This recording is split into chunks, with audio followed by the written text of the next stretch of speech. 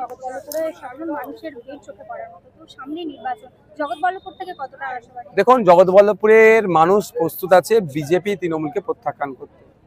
তৃণমূলের বিগত দিনে যে অপশাসন তার অবসান ঘটাতে চাইছে, আর বিজেপি যে সাম্প্রদায়িক শক্তি জগৎবল্লভপুরে তারা নাচ ফোটাতে পারবে না।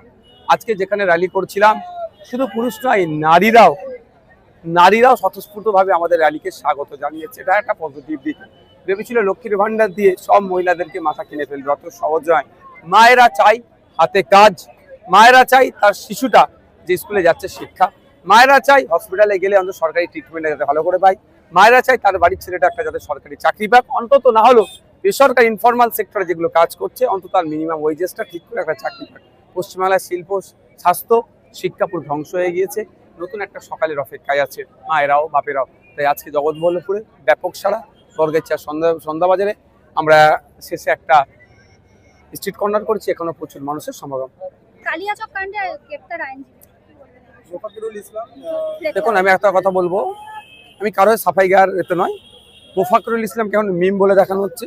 মোফাকরুল ইসলাম 2016 সালে এখানে তৃণমূলের যিনি বিধায়ক হয়েছেন তার চিফ ইলেকশন এজেন্ট ছিল। তাহলে মোফাকরুল ইসলাম তাহলে আজকে তৃণমূল।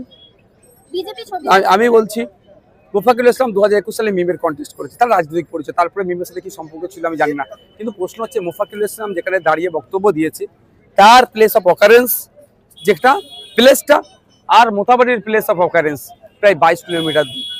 মমতা ব্যানার্জি আর বিজেপি মিলে পশ্চিমবাংলার মুসলমানদেরকে ভয়ে আতঙ্কে রাখতে চাইছে। মিথ্যা মামলা দিয়ে আমাদেরও প্রার্থীকে মোতাবাড়ি অ্যারেস্ট করে আমাদেরকে ভয় দেখাতে চাইছে। এই ভয় আমরা পাই না।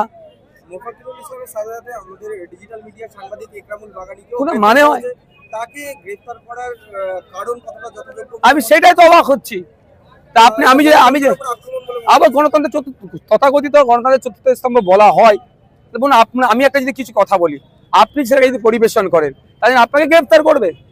ল অ্যান্ড অর্ডার কোন জায়গায় পৌঁছেছে? এটা বিজেপি তৃণমূল মিলে এই হিংসা ছড়াচ্ছে।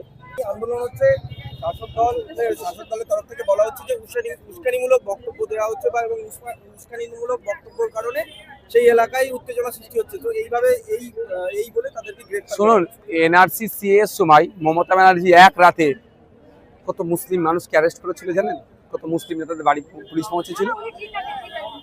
সেই পুলিশই আজকে এরকম করছে। এসআইআর নিয়ে মমতা ব্যানার্জি ঠিক এনআরসি সিএ এর সময় মুসলমানদেরকে যেমন ভয়ের পরিবেশ তৈরি করে ভোট নিয়েছিল, এসআইআর কে নিয়ে ভোটতে চাইছে।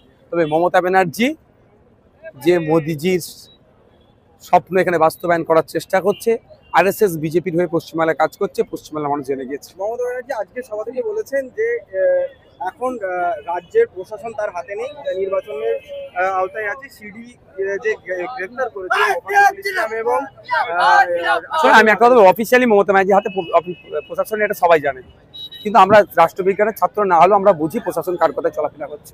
এটা বলে দায় এড়ানোর চেষ্টা করছে।